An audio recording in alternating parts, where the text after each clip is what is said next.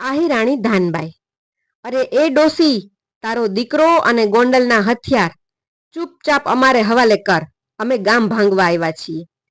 પોતાની તાકાત પર મુસ્તાક બહારવટિયાઓએ પાછું વળીને જોયા વગર તોછડાઈથી ધાનબાઈ મા સાથે વાત કરી.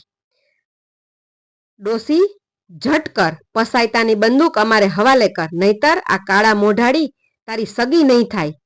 હા ભાઈ, હમણાં મારા દીકરા મેણનને બોલાવું છું.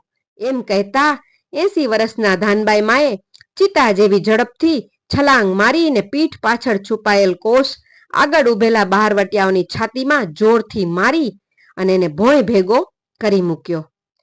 આહી રાણી ધાનબાઈ માએ જે બહારવટિયા સાથે વર્તન કર્યું અને આગળ શું બન્યું, બહારવટિયાઓ એનાથી ડરીને પાછા જતા રહ્યા કે ધાનબાઈ માને વૃદ્ધ સમજી અને એના પર હુમલો કર્યો, શું બન્યું આગળ વાર્તામાં એ સાંભળવા માટે યુટ્યુબ પર વાચિકમ ગુજરાતી આ ચેનલને સબસ્ક્રાઇબ કરો.